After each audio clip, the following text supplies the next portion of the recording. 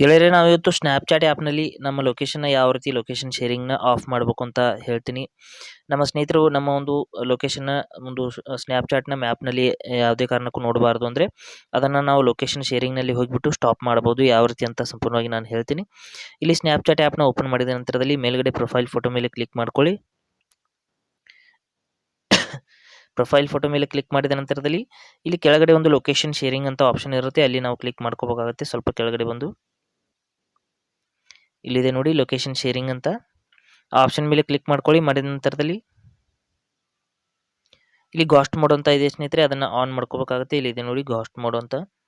ಈ ಒಂದು ಆಪ್ಷನ್ನ ಆನ್ ಮಾಡಿದರೆ ನಮ್ಮ ಒಂದು ಲೊಕೇಶನ್ ಅನ್ನೋದು ಯಾರಿಗೂ ಕೂಡ ಗೊತ್ತಾಗೋದಿಲ್ಲ. ಯಾಕೆಂದರೆ ಗಾಸ್ಟ್ ಮೋಡ್ ಅಂದರೆ ಇದು ಸಂಪೂರ್ಣವಾಗಿ ಸೀಕ್ರೆಟ್ ಮೋಡ್ ಇರುತ್ತೆ. ಇದನ್ನು ನಾವು ಆನ್ ಮಾಡೋದ್ರಿಂದ ನಮ್ಮ ಲೊಕೇಶನ್ ಶೇರಿಂಗ್ ಅನ್ನೋದು ಸಂಪೂರ್ಣವಾಗಿ ಆಫ್ ಆಗುತ್ತೆ. ಯಾರಿಗೂ ಕೂಡ ನಾವು ಎಲ್ಲಿದ್ದೀವಿ ಅಂತ ಗೊತ್ತಾಗೋದಿಲ್ಲ. ಈ ರೀತಿ ನಾವು ಲೊಕೇಶನ್ ಒಂದು ಶೇರಿಂಗ್ನ ಸಂಪೂರ್ಣವಾಗಿ ನಾವು ಆಫ್ ಮಾಡ್ಕೋಬೋದು. ಇಲ್ಲಿ ಸೆಟ್ಟಿಂಗ್ಸ್ನ ಹೋಗ್ಬಿಟ್ಟು ಇಲ್ಲಿ ನೋಡಿ, ಇಲ್ಲಿ ಲೊಕೇಶನ್ ಶೇರಿಂಗ್ನ ಓಪನ್ ಮಾಡ್ತೀನಿ.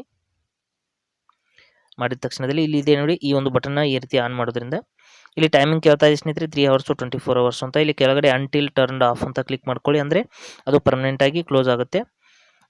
ಅಂದರೆ ಆಟೋಮೆಟಿಕ್ಕಾಗಿ ಮರಳಿ ಕ್ಲೋಸ್ ಆಗೋದಿಲ್ಲ, ಕಂಟಿನ್ಯೂ ಆಗಿ ಓಪನ್ ಉಳಿಯುತ್ತೆ. ಈ ರೀತಿ ನಾವು ಇನ್ಸ್ಟಾಗ್ರಾಮ್ನಲ್ಲಿ ನಮ್ಮ ಲೊಕೇಶನ್ನ ಸಂಪೂರ್ಣವಾಗಿ ಹೈಡ್ ಮಾಡ್ಬೋದು.